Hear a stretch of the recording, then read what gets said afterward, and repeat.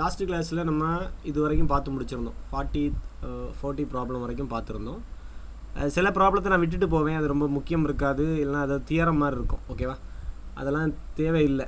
இந்த கணக்கை பாருங்கள், 41th ப்ராப்ளத்தை பாருங்கள். என்ன கொடுத்துருக்காங்கன்னா, என்ன நிரூபின்னு ஆன்சரை கொடுத்துருக்கான். அப்படி கேட்குறதுக்கு பதிலாக ஆன்சர் இந்த கொஸ்டின் ஸ்கூல் புக்கில் உள்ள கொஸ்டின்ஸ் தான். ஒருவேளை இவன் என்ன கேட்கலான்னா, இந்த கன அளவுகளின் விகிதம் என்னன்னு கேட்கலாம். இங்கிலீஷில் கரெக்டாக கொடுத்துருக்காங்கன்னு நீங்கள் then find the ratio of their volumes. ஓகேவா, இந்த மாதிரி இங்கிலீஷில் கரெக்டாக கொடுத்துருக்குறாங்க, தமிழில் ஆன்சரை கொடுத்து வச்சிருக்கு. ஓகேவா, ரைட். ஸோ இந்த கணக்கும் ஈஸியாக சால்வ் பண்ணலாம். ஆனால் அது ஒரு முக்கியமான கணக்கு தான். ஆன்சர் கொடுக்காம கேட்டால் இது முக்கியமான கணக்கு. புதுசாக ஜாயின் பண்ணியிருக்கவங்களுக்கு ஃபார்முலாஸ் தெரிஞ்சால் அது கொஞ்சம் ஈஸியாக இருக்கும். ஓகேவா, ஃபார்முலாஸ் நான் அந்த PDF தாரேன், கேட்டு வாங்கிடுங்க. நான் மறந்தாலும் ஸ்டார்டிங்கில் ஃபார்முலாஸ் இருக்குது. ஸோ ஃபார்முலாஸ் தெரிஞ்சுன்னா நீங்கள் இந்த ப்ராப்ளம்லாம் ஈஸியாக போடலாம். இப்போ நமக்கு வந்து எதில் நிற்கிறோன்னா, ஒரு 2 வீக் அந்த இதே ப்ராப்ளத்தில் நம்ம 2வது வாரம் வந்தாச்சு. ஓகேவா, ஸோ கவனிங்க. இல்லைனா ப்ரீவியஸ் நம்ம ரெக்கார்டர் வீடியோ இருக்கும், அதை ப்ளே பண்ணி பார்த்துடுங்க. ஏதாவது டவுட் இருந்தால் கேளுங்க. ஓகேவா, சரி.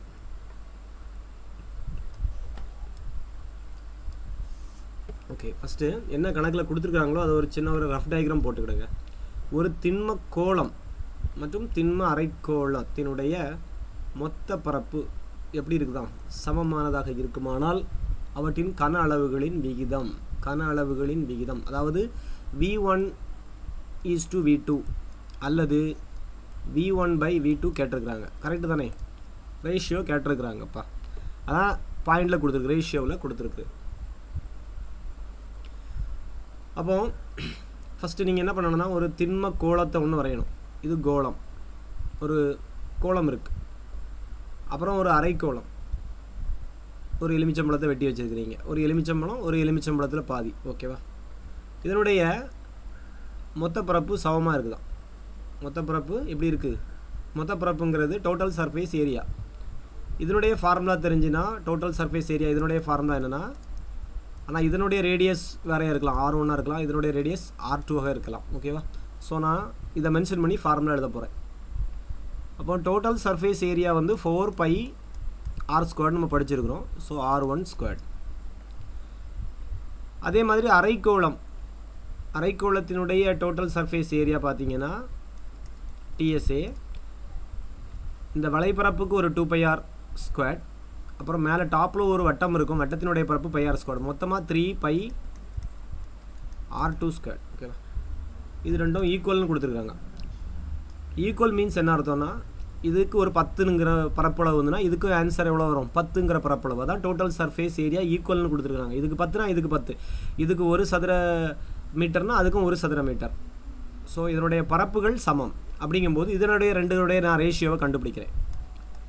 எனக்கு R1/R2 வேணும். ஆக்சுவலாக R1 வேல்யூ வேணும், எனக்கு R2 வேல்யூவும் வேணும், அவ்வளோதான். ஸோ R1/R2ங்கிற ரேஷியோவில் நான் அதை கொண்டு வர போகிறேன்.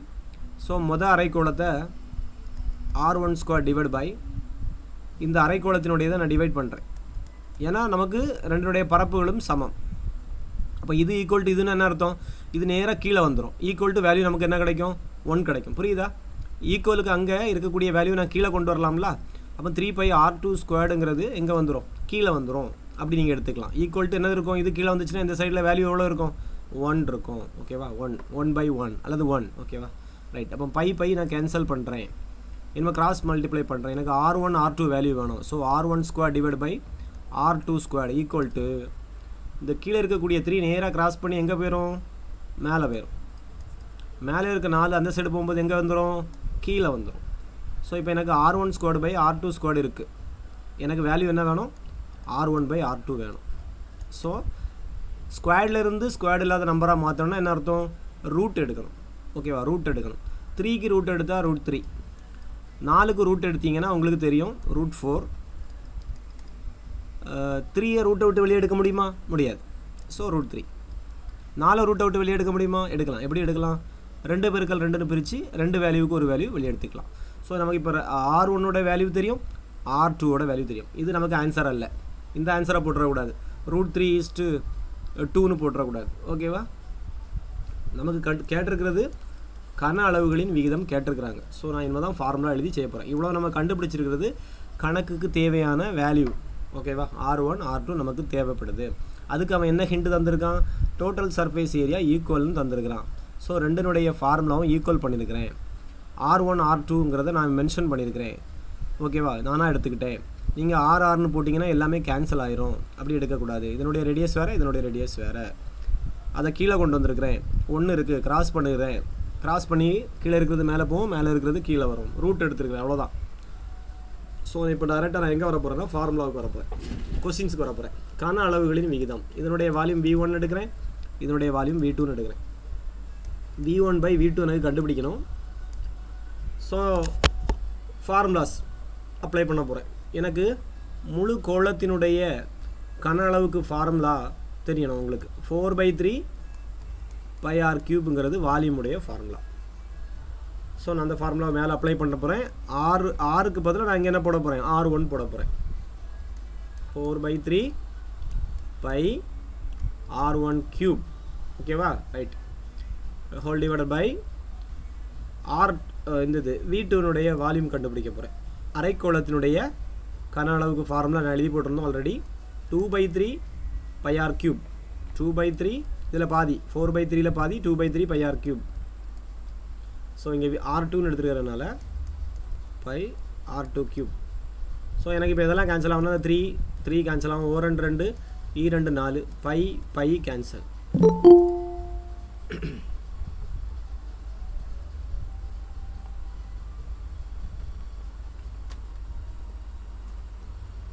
ஸோ லேட்டாக வந்தவங்க இந்த வீடியோவை ரெக்கார்டட் வீடியோவில் பார்த்து புரிஞ்சுக்கிடுங்க. இல்லைன்னா நான் என்ன பண்ணியிருக்கேன்னு பார்த்தா உங்களுக்கு புரியும். ஓகேவா, ரெண்டாவது வேணால் லாஸ்ட்டில் எக்ஸ்பிளைன் பண்ணுறேன்.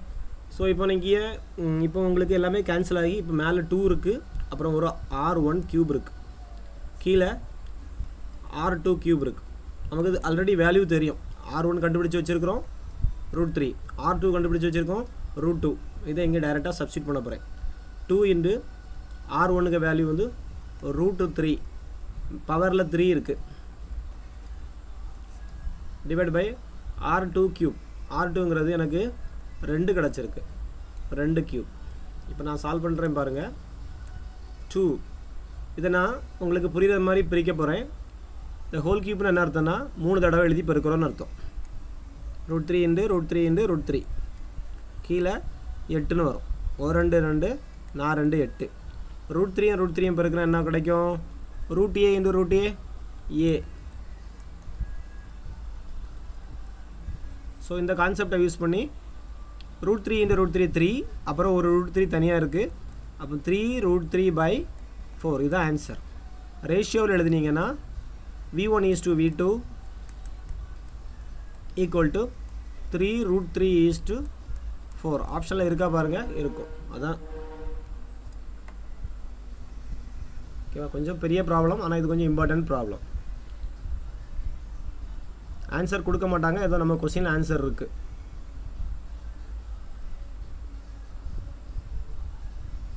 யாருக்கா டவுட் இருக்கா? ஸோ இந்த ப்ராப்ளம் எப்படி கொடுத்துருக்காங்கன்னா ஃபஸ்ட்லேருந்தே பார்த்துடுங்க. பரப்பு சமம்னு கொடுத்துருக்குறாங்க. ஸோ ரெண்டினுடைய பரப்பினுடைய ஃபார்முலாவையும் சமப்படுத்தியிருக்கிறேன். இது முழு கோளம், இது அரைக்கோளத்தினுடைய மொத்த புறப்பரப்பு சமம். ஸோ இதுக்கு ஒரு 4πr1², இதுக்கு ஒரு 3πr2² எடுத்துக்கிட்டேன். ஸோ ஈக்குவல் போட்டு எடுத்துருக்கிறேன் ரெண்டுக்கு நடுவில். ஸோ இது ரெண்டும் ஈக்குவல்னால் அதை கீழே கொண்டு வந்துட்டேன். 3πr2² நேராக கீழே வந்துட்டு அப்போ அங்கே வேல்யூ 1 இருக்குன்னு அர்த்தம். ஸோ R1/R2ங்கிறத த ஹோல் ஸ்கொயராக எடுத்துகிட்டு R1/R2 கண்டுபிடிக்கிறேன். அந்த வேல்யூவை கொண்டு ஃபார்முலாவில் அப்ளை பண்ணுறேன். வால்யூம் ஃபார்முலாவில் அப்ளை பண்ணியிருக்கேன். அவ்வளோதான். ஓகே, முடிக்காதவங்க ஒரு ஸ்க்ரீன்ஷாட் போட்டு வச்சுருங்கப்பா.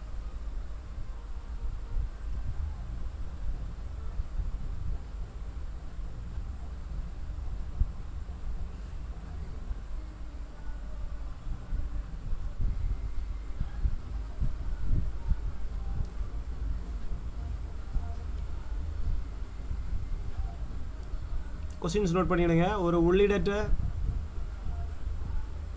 தாமிரக்கோளம் வெளிப்புற உட்புற பரப்புகள் முறையே 576 π சதுர சென்டிமீட்டர் மற்றும் 324 π சதுர சென்டிமீட்டர். எனில் அந்த கோளத்தை உருவாக்க தேவையான தாமிரத்தின் கன அளவு கேட்டிருக்கிறாங்க. ஸோ இது பாயிண்டில் வரக்கூடிய கணக்கு. இந்த பாயிண்டில் ஆன்சர் வரக்கூடிய கணக்கு செய்து பார்த்தா கரெக்டாக துல்லியமாக வராது, டைமும் எடுக்கும். முடிஞ்ச அளவு ஆன்சரை காணாமல் படிங்க. ஸ்கூல் புக்கிலேருந்து தான் கொஸ்டின்ஸ் கேட்குறாங்க. ஸோ நம்ம பிடிஎஃப்பில் இருக்கக்கூடிய கணக்குகளோட ஆன்சர் எல்லாமே நீங்கள் காணாமல் படிக்கணும். ஓகேவா? படிச்சிட்டிங்கன்னா 2 கொஸ்டின் கேட்பாங்க. 2 கொஸ்டினும் நம்ம கரெக்டாக போட்டோன்னா டைம் நல்லா மிச்சப்படும். நான் தான் திருப்பி சொல்லிட்டு இருக்கேன். கித்தான் துணியின் பரப்பு யாராவது காணாமல் சொல்லுங்கள் பார்ப்போம். கூடாரம் அமைக்க தேவையான கித்தான் துணியின் பரப்பளவு 220 சார். 137.5. அப்படிதான் ஆன்சர் உண்டா? அது வந்து பெயிண்ட் கணக்கு. நீங்கள் சொன்னது 220 லிட்டர்ஸ் அப்படிதானா? Yes sir. ஓகே சரி. ஆன்சரை வந்து திருப்பி மனப்பாடம் பண்ணி வைங்க. சேம் கொஸ்டின் அப்படியே கேட்பாங்க. அப்போ தான் நமக்கு நல்ல டைம் மிச்சப்படும். அதுக்கு தான் அந்த ஷார்ட்கட்டை உங்களுக்கு சொல்லி இந்த ட்ரிக்கை நீங்கள் ஃபாலோ பண்ணிங்கன்னா இந்த பாடம் ஈஸி. மேக்ஸிமம் ஸ்கூல் புக்கிலேருந்து கொஸ்டின்ஸ் கேட்குறாங்க 3Dக்கு பொறுத்த வரைக்கும். மற்றபடி சிம்பிளாக கேட்கக்கூடிய நம்ம சால்வ் பண்ணி போட்டுடலாம். இந்த மாதிரி பெரிய கொஸ்டின்ஸ் கேட்குறாங்கன்னா ஸ்கூல் புக்கிலேருந்து காணாமல் ஆன்சர் போட்டுடணும். சரி, இந்த கணக்குக்கு ஃபஸ்ட் நீங்கள் ஒரு டயக்ராம் போடுங்க, அப்போ தான் புரியும். ஃபஸ்ட்டு ஒரு உள்ளிட்ட ஹாலோ ஸ்பியர். இப்போ உள்ளால் ஒரு ரேடியஸ் வரணும், இன்னர் ரேடியஸ் ஒன்று, அவுட்டர் ரேடியஸ் ஒன்று, 2 இடம் இருக்குன்னு அர்த்தம். ஓகே, இதுதான் ஹாலோ சிலிண்டருடைய படம். சரி, ஹாலோ சிலிண்டர் இல்லை, ஹாலோ ஸ்பியர். இந்த கோளத்தினுடைய வெளிப்புற உட்புற பரப்புகள் முறையே கொடுத்துட்டாங்க. சர்ஃபேஸ் ஏரியா கொடுத்துட்டாங்க. ஆக்சுவலாக ஸ்பியருக்கு நமக்கு சர்ஃபேஸ் ஏரியானாலும் சரி தான், கர்வ்டு சர்ஃபேஸ் ஏரியானாலும் சரி தான், டோட்டல் சர்ஃபேஸ் ஏரியானாலும் ஸ்பியருக்கு ஈக்குவல் நம்ம படிச்சிட்டோம். என்ன படித்தோம்? 4πr² படித்தோம். ஞாபகம் இருக்கா? அப்போ இங்கே இது இருவிதமான ரேடியஸ் யூஸ் பண்ணுறதுனால உள்ளால் ஒரு கோளம் இருக்குதுன்னு நினச்சிக்கணும், வெளியே இருக்கிறது ஒரு கோளம்னு நினச்சிக்கணும். உள்ளால் இருக்கக்கூடிய கோளத்துக்கு நீங்கள் வந்து ஸ்மால் ஆர் எடுத்துக்கணும், வெளியால் இருக்க கோளத்துக்கு வந்து கேபிட்டல் ஆர்னு எடுத்துக்கணும். So 2 formula.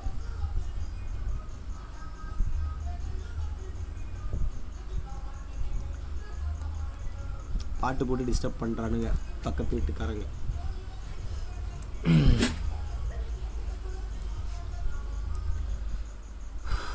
சரி, 4πr is equal to 4πr². ஓகேவா? 4πr² தான் சர்ஃபேஸ் ஏரியா அல்லது டிஎஸ்ஏ, டோட்டல் சர்ஃபேஸ் ஏரியானாலும் சரி தான், கர்வ்டு சர்ஃபேஸ் ஏரியானாலும் சரி தான். எதுக்கு? ஸ்பியருக்கு 4πr². இப்போ உள்ளால் உள்ள பரப்பு என்ன கொடுத்துருக்கு பாருங்கள். ஃபஸ்ட்டு வெளிப்புறம் கொடுத்துருக்கு, அப்புறம் உட்புற பரப்புகள் கொடுத்துருக்கு. அப்போ உட்புற பரப்பை ஃபஸ்ட்டு நான் இங்கே கீழே எழுதிட்டதுனால ஃபஸ்ட்டு உட்புற பரப்பு 324 பை கேன்சல். 4ஆம் சொல்லி வெட்டுங்க. 8 1 r²லேருந்து ஆர் கண்டுபிடிக்கிறதுக்கு நான் சொல்லி தந்துருக்கிறேன். என்ன பண்ணணும்? ரூட்டுக்குள்ளே 81. இதை எப்படி பிரிக்கலாம்? 9 × 9 பிரிக்கலாமா? 2 9க்கு ஒரு 9 வெளியே எடுத்துடணும். ஸோ ஸ்மால் ஆர் நம்ம கண்டுபிடிச்சிட்டோம். 9 இங்கே சென்டிமீட்டரில் கொடுத்துருக்கா. Okay, centimetre. ஓகே, இது ஓவர். அடுத்தாப்புறம் அவுட்டரில் இருக்குல்ல ஒன்று, அதை கண்டுபிடிங்க. அவுட்டர் ரேடியஸ் கண்டுபிடிக்கிறதுக்கு 4πR². வேல்யூ எவ்வளோ கொடுத்துருக்காங்க? 576 π. ஸோ சால்வ் பண்ணி கேபிட்டல் ஆர் என்ன வரும்னு சொல்லுங்கள்.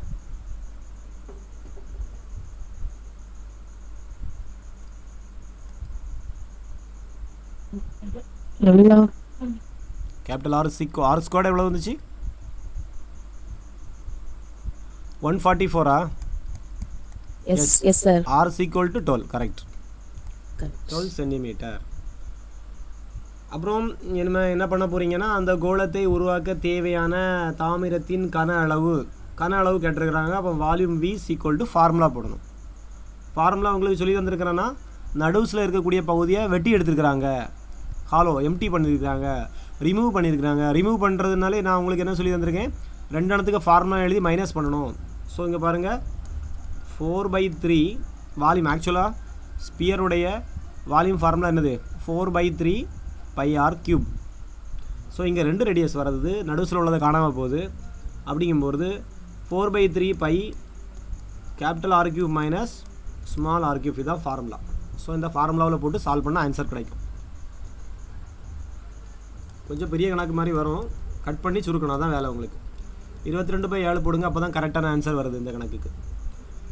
So R cube radius cube 12 cube equal to அப்புறம் -9 கியூப் 4/3 22/7 இன்டு 12 கியூப் என்ன வரும்னு பார்க்கணும்.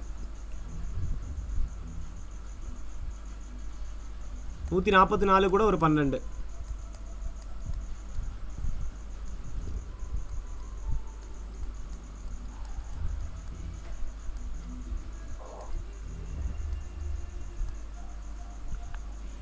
-1728 -9 கியூப்னா 729 வரும். அப்போ 4/3 22 இன்டு பை 7 இன்டு இதுக்கு 1728 729 கழிச்சா 999 வரும். 3ஆல் கட் பண்ணிங்கன்னா ஓகேவா. இதை மல்டிப்ளை பண்ணிவிட்டு 7ஆல் வகுத்து போட்டால் உங்களுக்கு இந்த ஆன்சர் கிடைக்கும். நீங்கள் டைரெக்டாக போட்டுருங்க. ஓகேவா. இதெல்லாம் மல்டிப்ளை பண்ணணும். 4 22 மல்டிப்ளை பண்ணணும் 88. 88 333ஆல் மல்டிப்ளை பண்ணிக்கிட்டு வரக்கூடிய ஆன்சரை 7ஆல் டிவைட் பண்ணணும். பண்ணால் உங்களுக்கு அதோட எக்ஸாமுக்கு வந்து ஒரு 1/4 மணிக்கூர் முடிஞ்சிடும்.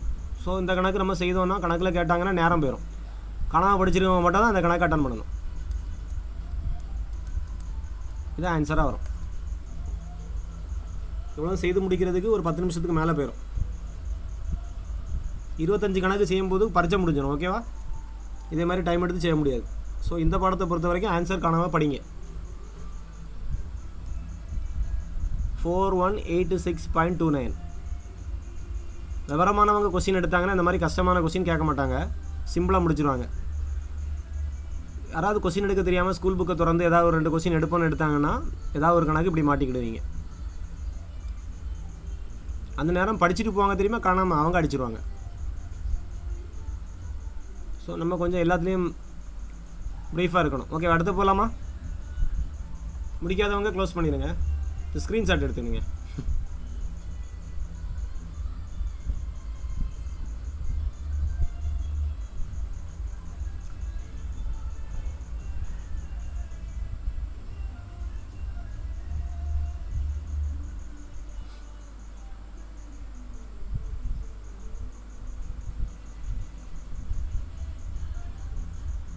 ஸோ இன்றைக்கி வந்து நம்ம இதோட முடிச்சுக்கலாமா? அடுத்து என்ன இருக்குது?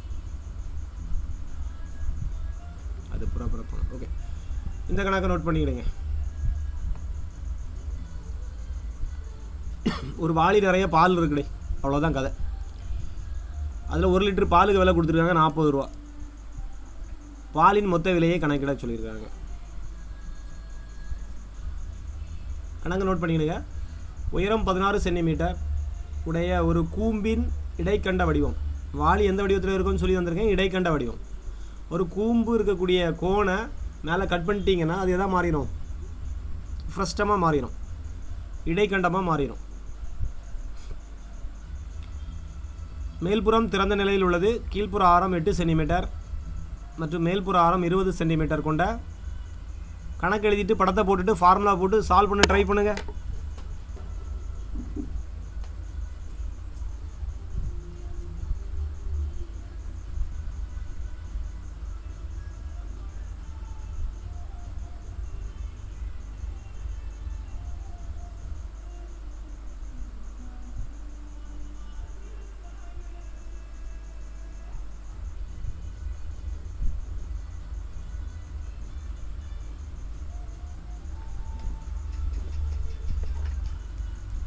உங்களுக்கு ஏதாவது சாங் கேட்குதா?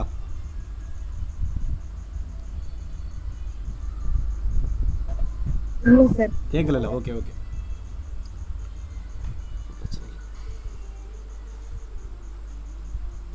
சரி. இதை சால்வ் பண்ணிட்டீங்களா? லைட்டாக ட்ரை பண்ணியிருக்கீங்களா? ஃபஸ்ட்டு ஒரு டயக்ராம் போடுங்கப்பா, ஒரு வாளிக்க படம்.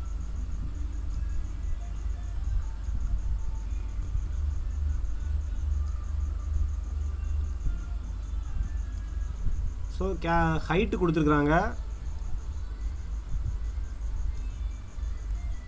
ஹைட்டு 16, கீழ்ப்புற ஆரம் 8 சென்டிமீட்டர், மேற்புற ஆரம் 20 சென்டிமீட்டர்.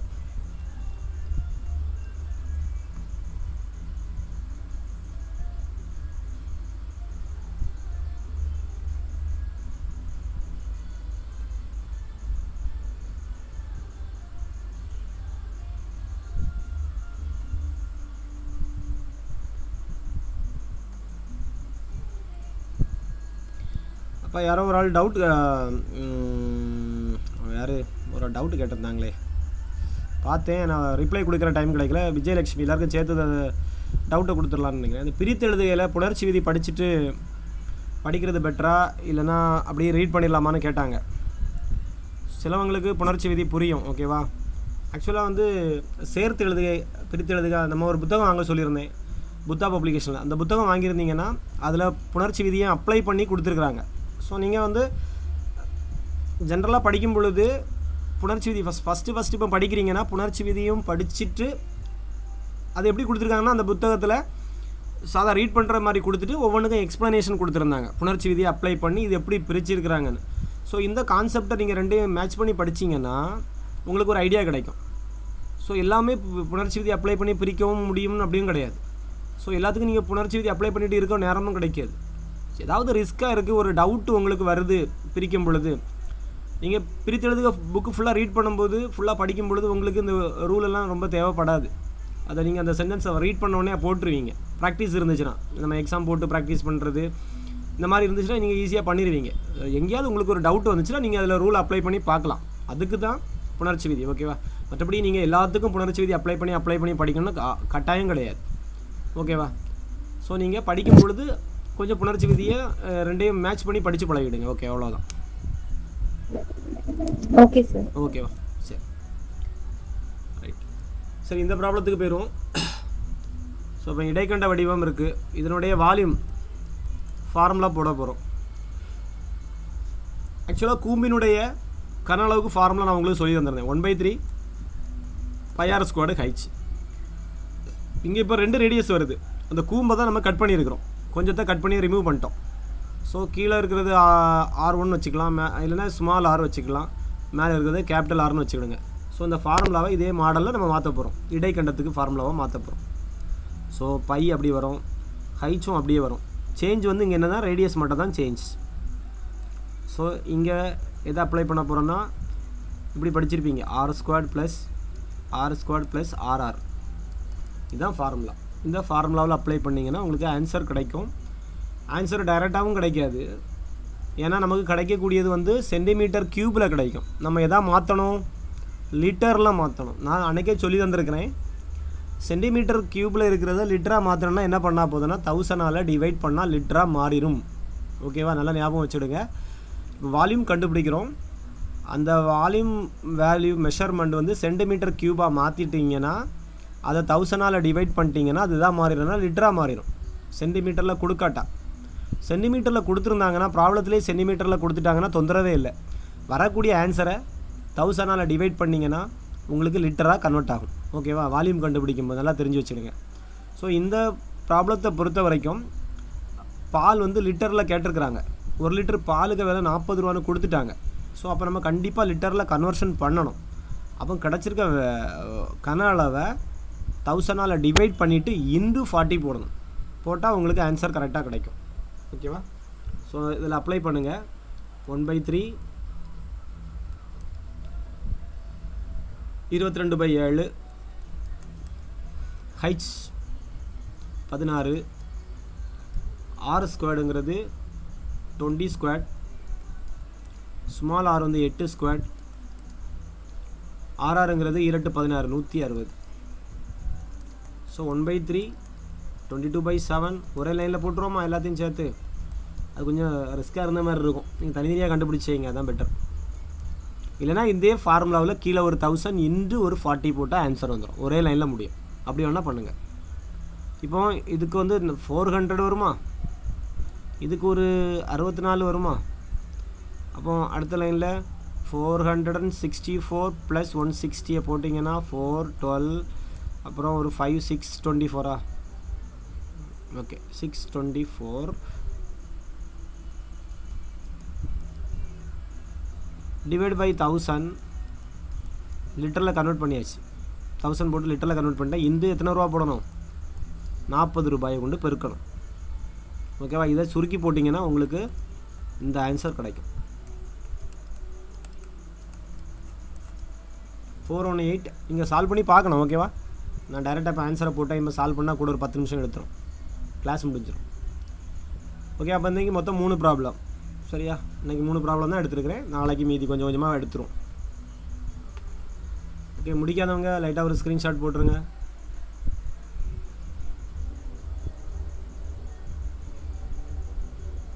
நான் என்றைக்கு ரிவிஷன் கிளாஸ் எடுக்கணும்னு நினச்சாலும் ஏதாவது ஒரு தடங்கள் வந்துடும். போன வாரம் சனிக்கிழமை எப்படியாவது revision class previous year question பார்க்கணும்னு வச்சோம், பவர் கட் ஆச்சு. இந்த வாரம் கடவுள் எப்படியாவது நடத்திடணும். எலெக்ஷன் அன்றைக்கி வரும், அது 23 என்ன கிழமை வருது? 23 தேர்ஸ்டே தான் வருது. ஓகே, தேர்ஸ்டே தான் வருது, பிரச்சனை இல்லை. அவங்க சாட்டர்டே கிளாஸ் எப்படியாவது இந்த வாரம் ப்ரீவியஸ் இயர் கொஸ்டின் பார்த்தே ஆகணும். ஓகே, இப்போ அடுத்தது ஹிஸ்ட்ரி போயிடுவோம். இந்த வாரம் டாபிக் மராத்தாஸ் தான் வச்சுருக்கிறேன். மராத்தாஸ் வந்து கண்டிப்பாக ஒரு கொஸ்டின் வரும்.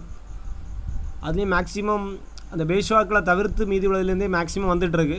ஸோ இன்றைக்கி போன வாரம் 7th ஸ்டாண்டர்டில் உள்ளதை நான் எடுத்து விட்டேன். பின்ன உங்களை 11th படிக்க சொன்னேன். நான் படிச்சிங்களா படிக்கலான்னு தெரியாது. நான் இன்றைக்கி 11th திருப்பியும் எடுக்கிறேன்.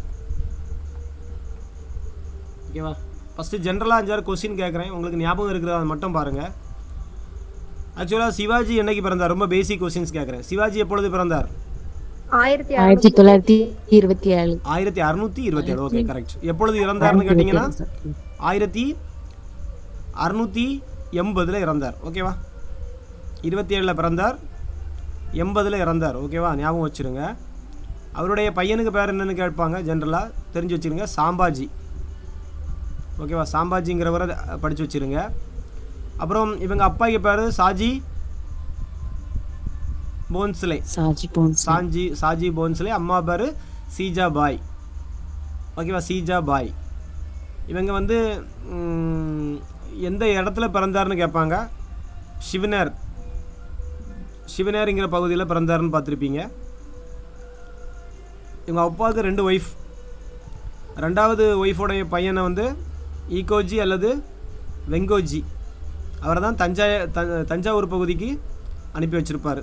அடிக்கடி கேட்கக்கூடிய ஒரு கொஸ்டின், சிவாஜி சத்ரபதிங்கிற பட்டத்தை எப்போ சூட்டி கொண்டாருன்னு வரும். 1674. எந்த கோட்டையில்? ராய்கர் கோட்டையில் முடி சூட்டப்பட்டதுன்னு வரும். ஓகேவா? அப்புறம் புரந்தர் உடன்படிக்கை எப்போ?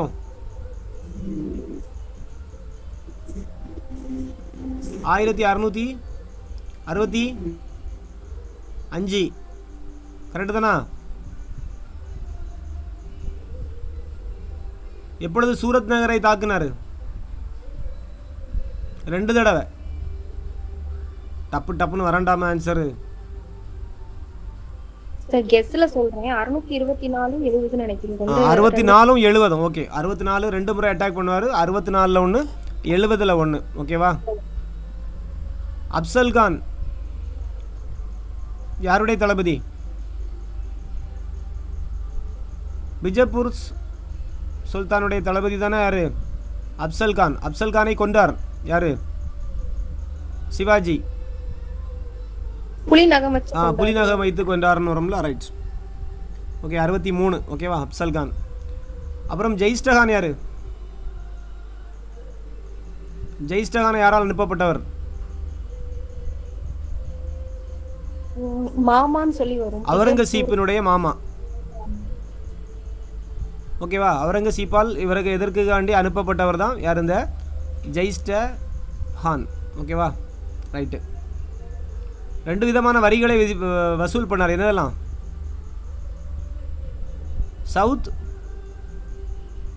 சர்தேஷ் முகி. சவுத்னா 1/4, சர்தேஷ் முகினா 1/10.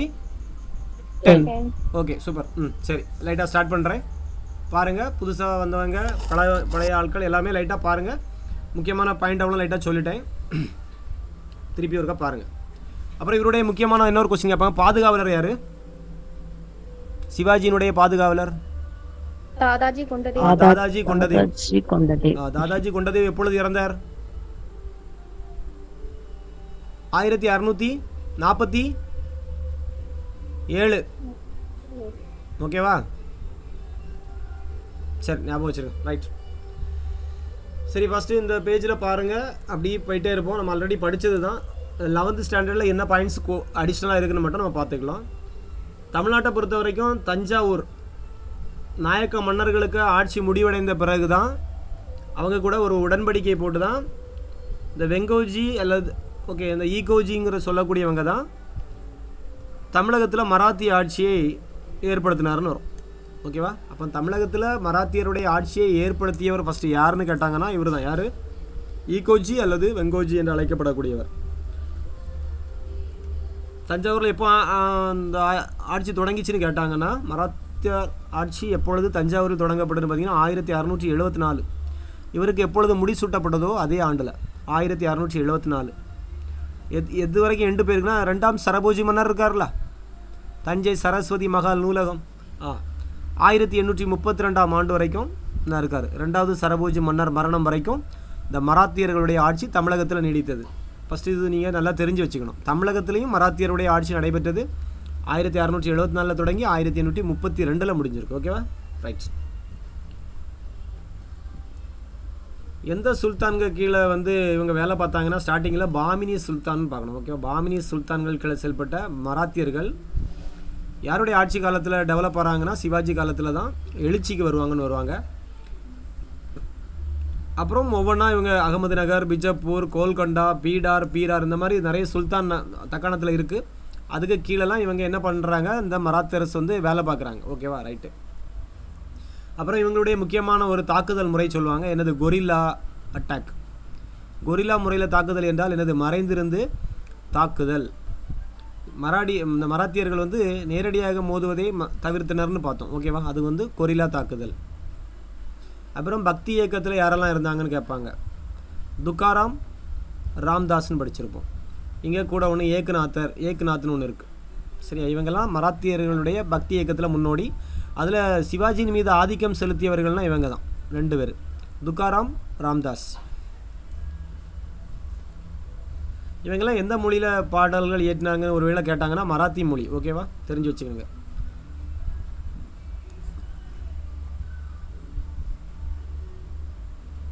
ஸோ 11th புக்கை எடுத்து இந்த பாயிண்ட்ஸ் எல்லாம் 2 எழுதி ஆக்சுவலாக எல்லா பாயிண்ட்ஸுமே நீங்கள் எழுதி எடுத்து தான் படிக்கணும்.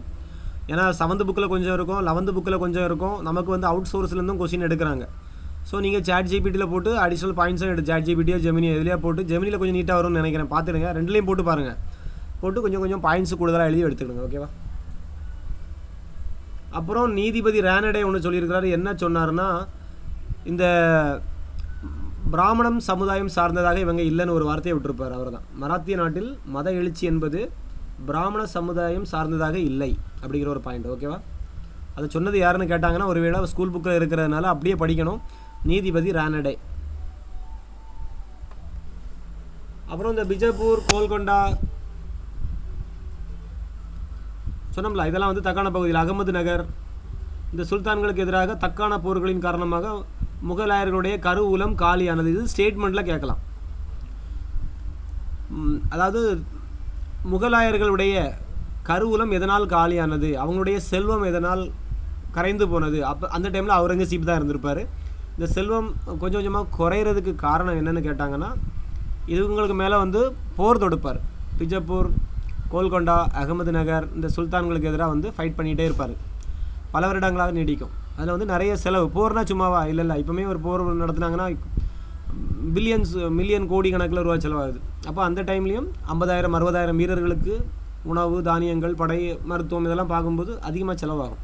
ஸோ அவங்களுடைய கருவூலம் காலியானதற்கு காரணமே பிஜப்பூர், கோல்கொண்டா இந்த தக்காணத்தின் மீது படையெடுத்ததுனால தான் முகலாயர்களுடைய கருவூலம் காலியானது. தெரிஞ்சு வச்சுடுங்க. சரி, சிவாஜியினுடைய அரசுக்கு தலைநகர் எதுன்னு கேட்டாங்கன்னா, நம்ம ஆல்ரெடி அவர் எந்த கோட்டையில் முடிசூட்டப்பட்டாரோ அந்த கோட்டை தான் அவங்களுக்கு தலைநகர். ராய்கர் தான் தலைநகரமாக விளங்கியது. சரி, மராத்தியர்களுடைய சிவாஜி ஆட்சி பண்ணும்பொழுது தலைநகர் எதுன்னு கேட்டாங்கன்னா ராய்கர். அப்புறம் சிவாஜி ஸ்கூல் புக்கை ஸ்பீடாக நான் போகிறேன், டைம் இல்லை. சிவாஜி 1627 பிறந்தார்னு பார்த்தோம், 80 இறந்தார்னு பார்த்தோம். ஜூனார் அல்லது சிவனேர் பகுதியில் பிறந்தார்னு பார்த்தோம். அப்பா பேர் சாஜி போன்ஸ்லே, அம்மா சீஜாபாய். அப்பா வந்து எந்த வழி, அம்மா எந்த வழின்னு கொடுத்துருப்பாங்க, அதெல்லாம் நீங்கள் பார்த்துடுங்க. அப்புறம் இந்த மாலிக் ஆம்பர் அப்படிங்கிறவர் ஒரு அபிசீனிய அடிமைன்னு சொல்லுவாங்க. அபிசீனிய அமைச்சராக இருந்தவர். அவர் 1542 26 வரைக்கும் இருந்தார். அவருக்கு கீழே வேலை பார்த்தவர் தான் அவங்க அப்பா சாஜி போன்ஸ்லே, மாலிக் ஆம்பர்கிட்ட. அப்புறம் தாதாஜி கொண்டதேவை பற்றி தெரியணும். தாதாஜி கொண்டதேவ் யார்?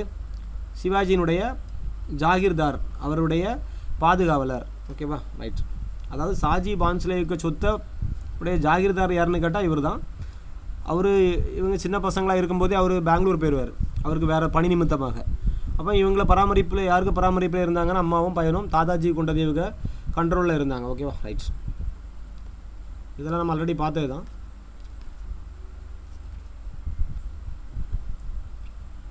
யாரை குருவாக ஏற்றுக்கொண்டார்னு கேட்பாங்க. துறவி ராம்தாஸ். அப்புறம் இராணுவ வெற்றிகள் உங்களுக்கு தெரியும். இராணுவ வெற்றிகள் 45 ஸ்டார்ட் ஆகும். ஃபஸ்ட்டு கோண்டுவானா கோட்டை நம்ம அங்கே படித்தோம் 7ஆம் கிளாஸ் புத்தகத்தில். இங்கே 46 கொடுத்துருக்கு. தோரணா கோட்டையை கைப்பற்றினார்னு இருக்கும். தோரணா கோட்டையை எந்த சுல்தானிடமிருந்து கைப்பற்றார்னா பிஜப்பூர் சுல்தான்லேருந்து கைப்பற்றார். அப்புறம் ராய்கர் கோட்டை. அப்புறம் 1647 46 அடுத்தது தாதாஜி கொண்டதேவ் இறந்து போகிறார். சொன்னோம்ல ஆல்ரெடி நான் சொன்னது, 1647 தாதாஜி கொண்டதேவ் இறந்து போகிறாரு. அவங்க அப்பாவுக்கு நிலத்தை இவர் மீட்டு எடுக்கிறார். யார்கிட்ட இருந்து? இந்த தாதாஜி கொண்டதேவ் மறந்து போகிறனால அவருக்கு சொத்து திருப்பி தந்தையினுடைய சொத்து மகனுக்கு கிடைக்குது. அப்புறம் தான் இவர் வந்து வெயிட்டாக மாறுறாரு.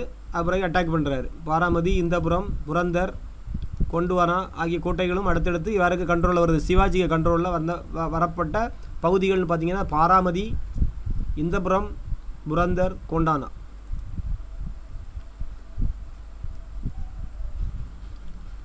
அப்போ அவனுடைய முக்கியமான நகரம் எதுன்னு கேட்டாங்கன்னா கல்யாண் பகுதி.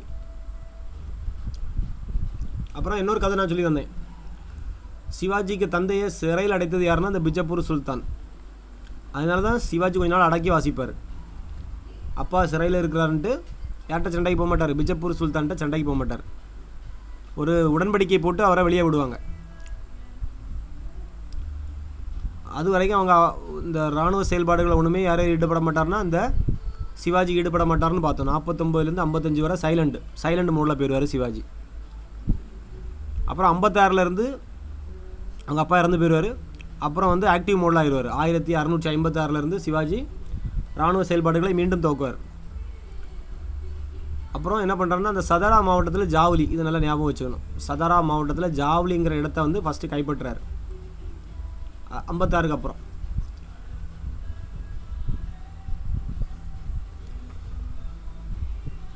புதுசாக பிரதாப்கருங்கிற கோட்டையும் கட்டுறாரு, ஞாபகம் வச்சுருங்க. பிரதாப்கருங்கிற இடத்துல புதிய கோட்டை ஒன்று கட்டப்பட்டது.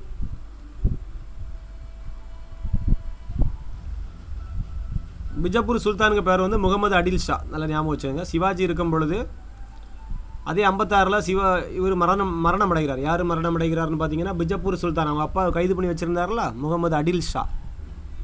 அடில் ஷா இறந்ததும் அவருடைய பையன் வந்து 2ஆம் அடில் ஷா. அவனுக்கு வர வயசு 18. அப்பா இறந்தவொடனே பையன் அரியணை ஏறுறான். இவங்க வந்து சின்ன பையனாக இருக்கிறதுனால ஈஸியாக அடிக்கிறதுக்கு யார் வந்துடுவான்னா அவுரங்கசீப் வந்துடுவார். இருக்குல்ல 1657 அவன் அரியணை ஏறுவான். அன்னைக்கே பீடார், கல்யாணி, புரந்தர் இதெல்லாம் அவுரங்கசீப் வந்து கைப்பற்றிடுவார். பார்த்தீங்களா, சயின்ஸை யூஸ் பண்ணி கைப்பற்றுவார். அதனால் என்ன நடக்கும்னா அந்த பிஜப்பூர் சுல்தானும் சிவாஜியும் யாரு கூட சமரசத்துக்கு போவாங்கன்னா அவுரங்கசீப்புடன் சமரசம் பேசுவாங்க. இந்த பகுதிகளெல்லாம் அவர் கைப்பற்றினால ஒரு சமரச போக்கில் இவங்க மெயின்டைன் பண்ணிக்கிட்டே இருக்கிறாங்க. இந்த டைமில் என்ன நடக்குன்னா அவுரங்கசீப்பினுடைய அப்பா ஷாஜகான் நோய்வாய்ப்படுறாரு. அதனால இவன் எங்கே போகிறான்னா அங்கே வந்து இவனுக்கு அவுரங்கசீப்புக்கு 3 தம்பியோ உண்டு, நிறைய பேர் உண்டு. அதில் 3 பேர் தான் வாரிசுரிமை பிரச்சனை நடக்கும். ஸோ அந்த அரியணை பிரச்சனைனால இவர் இங்கே தக்கணத்தை விட்டு அங்கே போயிடுவார்.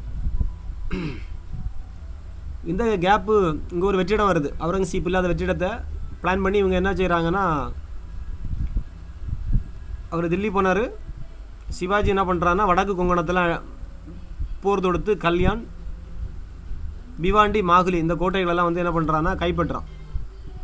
சரி, இதெல்லாம் வடக்கு கொங்கணத்தை கைப்பற்றுறாரு. நல்லா ஞாபகம் வச்சுருங்க, வடக்கு கொங்கணம். இந்த ஃபஸ்ட்டு நார்த்து அங்குள்ள கல்யாண் பகுதி, பிவாண்டி, மாகுலி இந்த 3 கோட்டைகளையும் என்ன பண்ணுறாருன்னா கைப்பற்றுறாரு. ஹலோ ஆமாம் கிளாஸ் போயிட்டு ஓகே. அப்புறம் நான் சொன்னோம்ல அப்சல் கான் வரான். நான் அப்சல் கானுக்கு டேட்டு தப்பாக சொன்னேன்னு நினைக்கிறேன், 63 சொல்லியிருப்பேன்னு நினைக்கிறேன். 63ங்கிறது ஜெயிஸ்டா கான் வரும், 59ங்கிறது அப்சல் கான். ஞாபகம் வச்சுருவோம். ஃபஸ்ட்டு அப்சல் கானை தான் கொள்வான். இந்த அப்சல் கான் ஒரு சூளுரை உரைப்பார். என்ன உரைப்பார்னா, தக்கான மலையில் ஒளிந்து கொண்டிருக்கும் எலியை சங்கிலியால் கட்டி இழுத்து வருவேன் என சூளுரைத்தவர் யாருன்னு கேட்பாங்க, அப்சல் கான். அப்சல் கானை நீங்கள் சொன்ன மாதிரி புலி நகத்தை வைத்து கொள்வார்.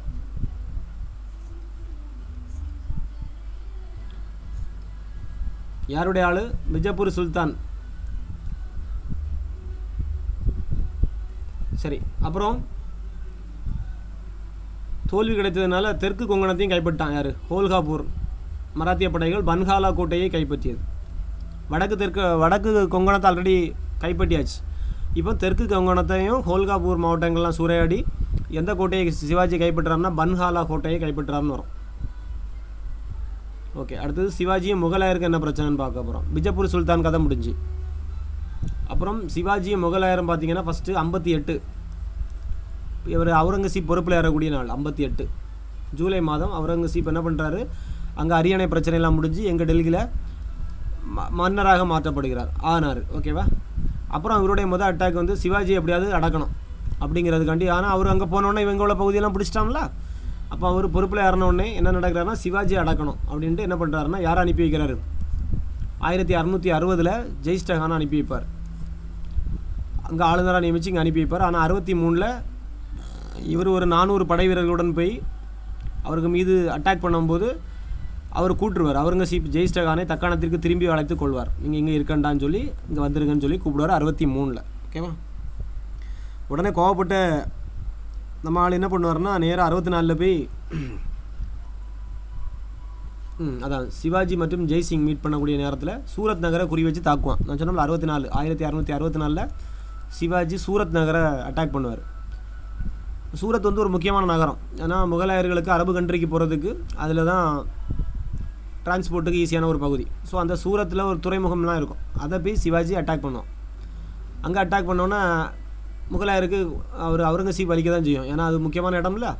உடனே இவர் ஜெயிஸ்டா கான் அனுப்பி வச்சு, ஜெயிஸ்டா கான் இல்லை, யார் அவர் பேர் என்னது, ஜெய்சிங் ராஜா ஜெய்சிங் அனுப்பி வைப்பார். ஜெய்சிங் ஜெயிக்கக்கூடிய கண்டிஷன் ஆயிரும். உடனே ஒரு சமாதான உடன்படிக்கை நடக்கும். நடக்கல 1665 புரந்தர் கோட்டையை சுற்றி வளைச்சிருவார்.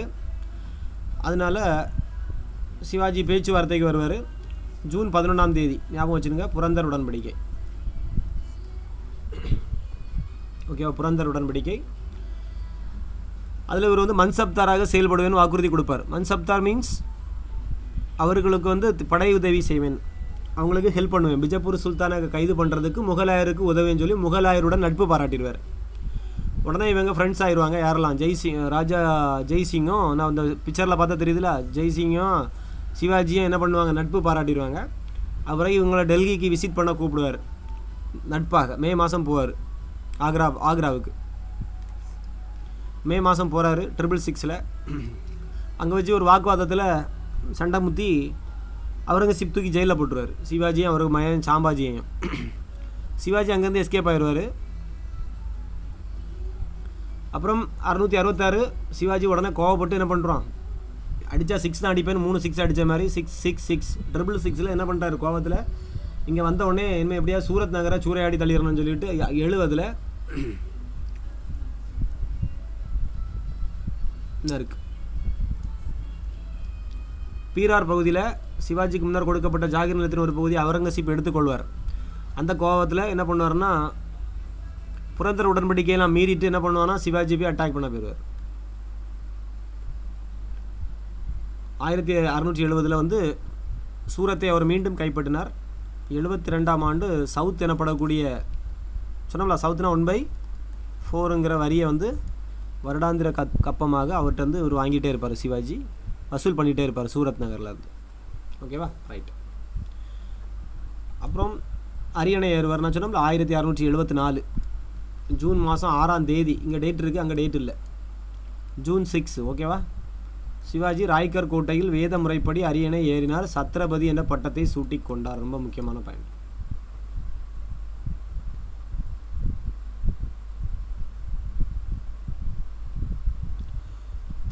தமிழ்நாட்டில் எந்தெந்த பகுதியெல்லாம் இவங்களுடைய இடம் பாருங்கள். வேலூர், அப்புறம் ஆரணி, அப்புறம் செஞ்சி, பரங்கிப்பேட்டை, தஞ்சாவூர், இதெல்லாம் யாருடைய பகுதின்னு பார்த்தீங்கன்னா இந்த யாருடைய பகுதி? மராத்தியர்களுடைய பகுதி.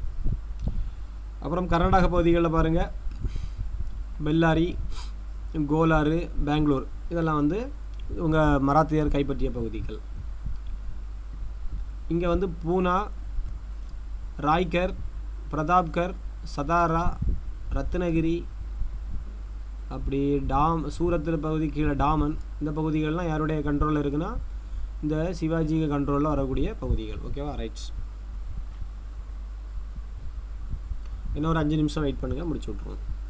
அப்புறம் தக்கான போர் முயற்சிகள். அப்போ 74ல் முடிசூட்டப்பட்டார்னு பார்த்தோம். அப்புறம் 1676ல் சிவாஜி தனது வெற்றியை தெற்கு பகுதியை நோக்கி தள்ளுறார். அப்போ தான் கோல்கொண்டா, இந்த கர்நாடக பகுதியில் உள்ள கோல்கொண்டா சுல்தானுடன் ஒரு ஒப்பந்தம் பண்ணுறாங்க.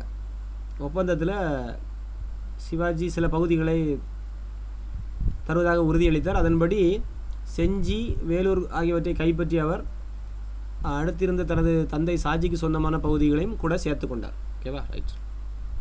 இப்போ செஞ்சி, வேலூர்லாம் இந்த ஒப்பந்தத்தின்படி கிடைக்கப்பட்ட பகுதி இவருக்கு. செஞ்சி, வேலூர், இந்த மாதிரி தமிழ்நாட்டில் உள்ள பகுதி. அதுக்காக தனது சகோதரரை அங்கே அனுப்பி வைக்கிறார். யார்? வெங்கோஜி அல்லது ஏகோஜியை தஞ்சாவூரை நிர்வகிக்குமாறு அவர் அனுப்பி வைக்கிறார். அதுக்கு மதுரை நாயக்கர்களுக்கு இவங்க கப்பம் கட்டுவாங்க. ஞாபகம் வச்சுருங்க. இந்த தஞ்சாவூர் பகுதியை இவங்க கைப்பற்றுறதுக்கு, அந்த பகுதியை ஆட்சி செய்வதற்காக ஒரு குறுநில மன்னர் மாதிரி இவங்க வந்து சிற்றரசர்கள் அந்த ரேஞ்சில் போய் அந்த பகுதியை ஆட்சி பண்ணுவதற்காக யாருக்கு கப்பம் கட்டினாங்கன்னு ஒரு வேளை கொஸ்டினில் கேட்டால் மதுரை நாயக்கர்களுக்கு இந்த சிவாஜி ஆக்சுவலாக மராத்தியர்கள் என்ன கட்டுனாங்கன்னா வரி கட்டுறாங்க. ஒரு பெரும் தொகையை கப்பமாகவும் தர உறுதியளித்து தான் தஞ்சாவூரை இவங்க வாங்கிக்கிட்டாங்க. அப்புறம் சிவாஜியினுடைய கடைசி நாட்கள் சாம்பாஜி அப்பாயை விட்டு போயிடுவான். எங்கன்னா முகலாயர் கேம்பில் சேர்ந்துக்கிடுவான். முகலாயரில் கேம்பில் வந்து அவன் ஏற்கனவே அங்கே மாட்டியிருந்தாம்ல, தவப்பன மோனம் போன இடத்துல மாட்டிக்கிட்டாங்க. இவர் பழக்கூடையில் ஒழிச்சு வந்தார். அவன் அங்கே ஒரு அக்ரிமெண்ட் போட்டு நான் அவங்களுக்கு ஹெல்ப் பண்ணுவேன்ட்டு அங்கேயே இருப்பான். ஸோ அங்கே கூப்பிட்டாலும் வரமாட்டான். அவன் அங்கேயே இருந்து செட்டில் ஆகிட்டான். முகாமிலே அங்கேயே இருந்துட்டான். அப்போ ஒரு நாள் அவர் அங்கேருந்து திரும்ப ரிட்டர்ன் வரும்பொழுது அவுரங்கசீப்பால் சிறைப்பிடிக்கப்பட்டு எந்த கோட்டையில் அடைக்கப்பட்டார்னு பார்த்தீங்கன்னா பன்ஹாலா கோட்டைக்கு அவருடைய பையன் அனுப்பி வச்சுருவார். அது பிறகு இவர் சிவாஜி ஒத்தையை கிடந்து சண்டை போட்டு பார்ப்பார். அவரால் முடியலை. 1680 இறந்து போகிறார். ஓகேவா? அடுத்தது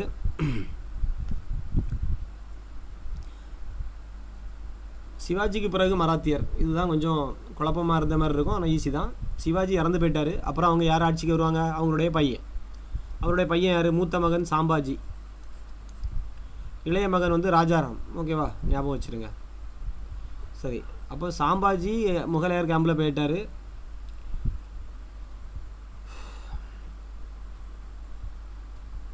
அதே டைமில் என்ன நடக்குன்னா 1686 1687 இந்த 2 பகுதியையும் யார் கைப்பற்றுவார்னா அவுரங்கசீப் கைப்பற்றிடுவான்.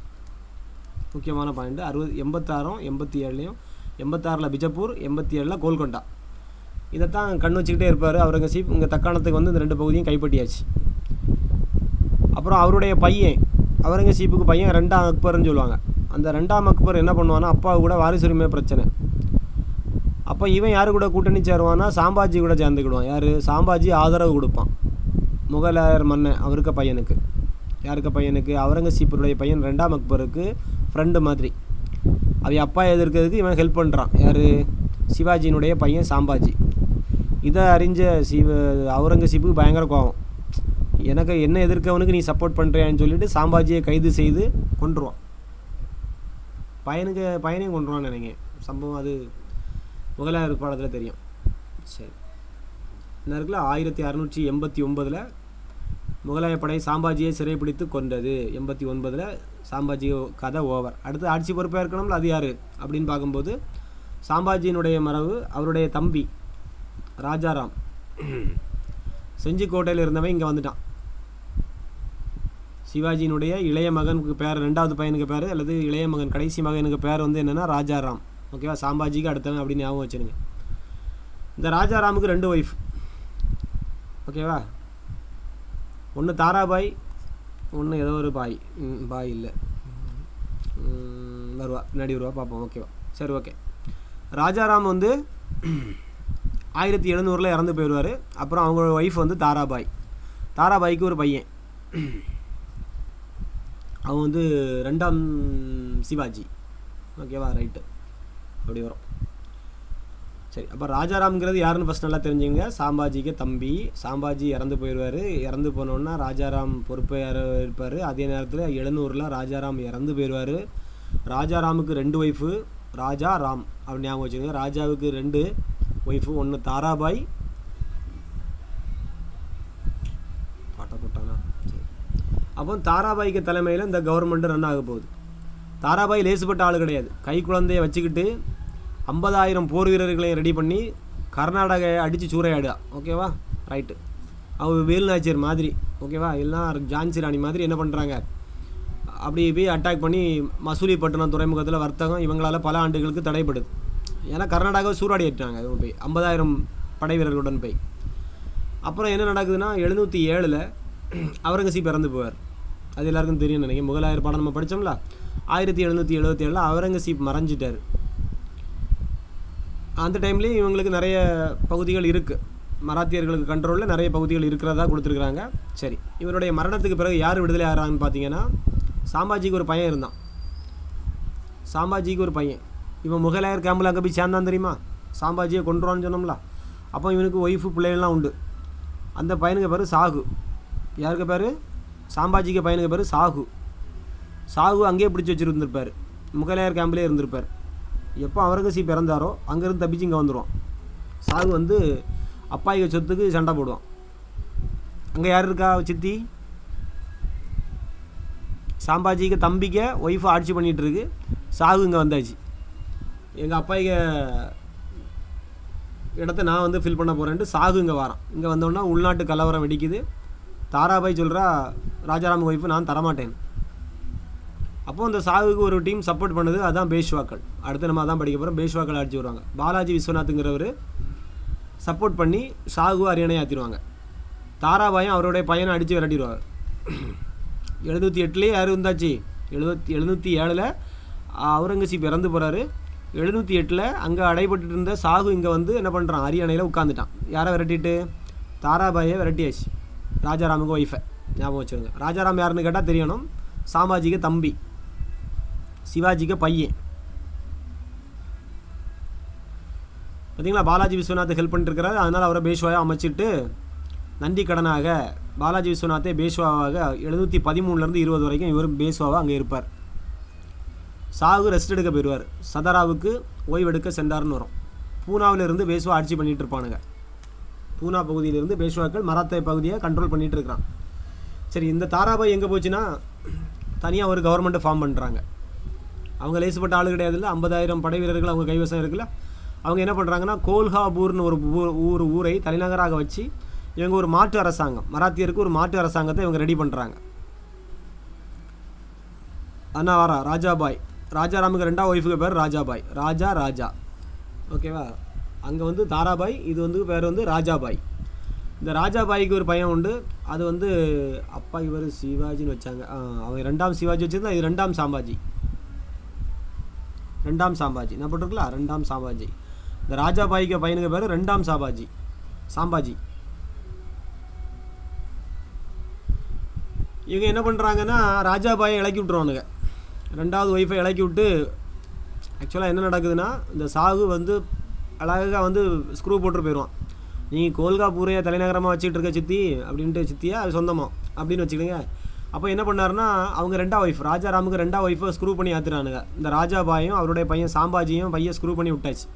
நீங்கள் போய் கோல்காபூரை அட்டாக் பண்ணி தாராபாயை விரட்டிட்டு நீங்கள் உட்காந்துருங்க. அதே மாதிரி இவங்க போய் என்ன பண்ணிடுவாங்கன்னா இந்த ராஜாபாயும் 2ஆம் சாம்பாஜியும் அம்மாவும் மகனும் போய் இந்த தாராபாய் மற்றும் அவரது மகனை வந்து 714 சிறை பிடிச்சிருவாங்க.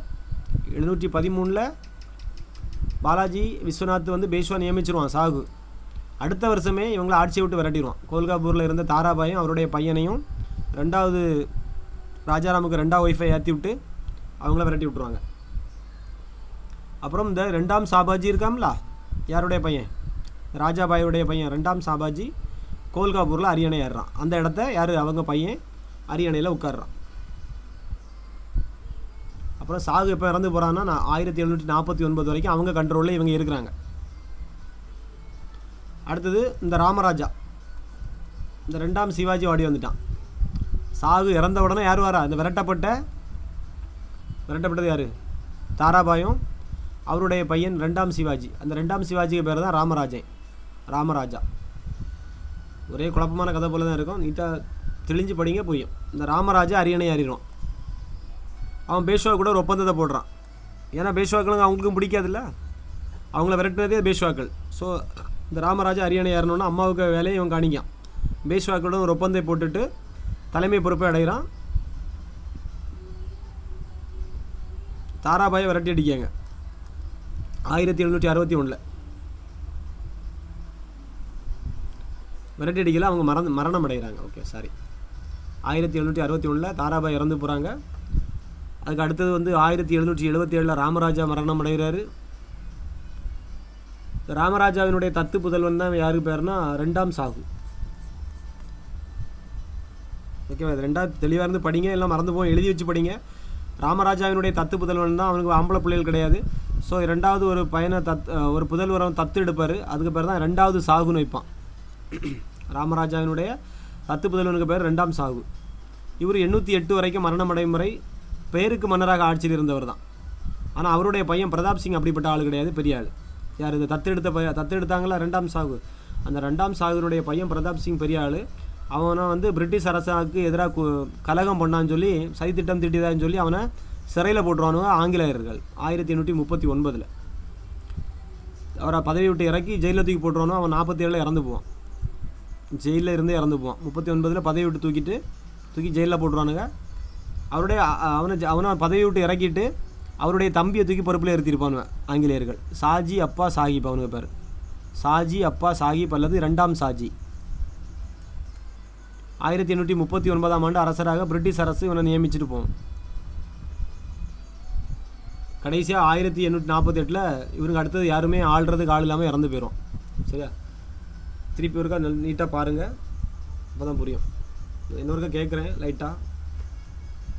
சரி, நான் இப்போ கேட்குறேன் என்னென்னா, சிவாஜிக்கு பையன் யாருன்னு பார்த்தீங்கன்னா 2 பையன்.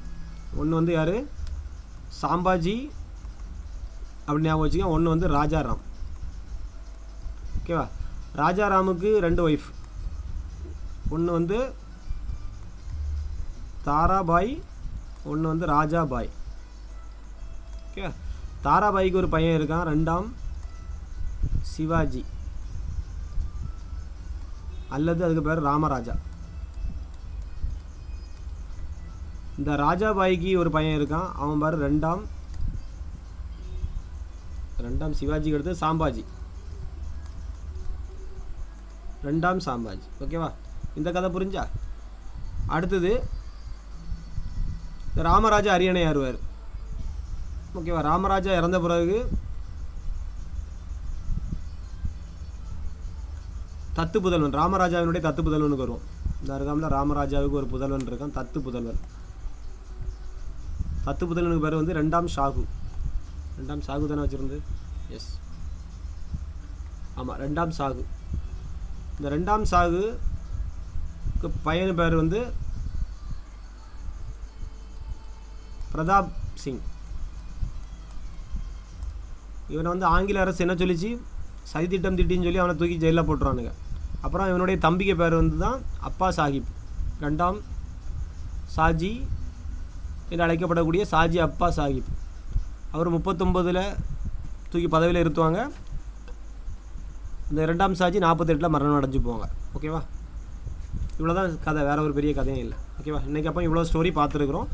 நீங்கள் ஆனால் வந்து இதையும் படிக்கணும்னா அடுத்தது சிவாஜி ஆட்சியில் வந்து மராத்தியருடைய நிர்வாகம் இருக்குல்ல, இது ஆல்ரெடி நம்ம பார்த்தது தான். அமத்தியானா யாருன்னு பார்த்துருப்போம், வாக்கிய நாவீஸ்னா யாருன்னு பார்த்துருந்தோம், சுமந்த் அல்லது தாபீர் அல்லது துபீர் என்ற இது பார்த்துருந்தோம். சரி, அந்த இதெல்லாம் படிச்சிருங்க. பேஸ் வாக்குகளுக்கு முன்னாடி வரைக்கும் படிச்சுங்க. ஓகேவா? இவ்வளோதான். இந்த கூட ஒரு பேஜ் நீங்கள் படிக்கணும். இப்போ டைம் இல்லை, நீங்கள் படிச்சிருங்க. ஓகேவா? இந்த வாரத்துக்கு எக்ஸாமுக்கு மராத்தியரில் 11th ஸ்டாண்டர்ட் கொஸ்டின்ஸ் மட்டும் தான் கேட்பேன்.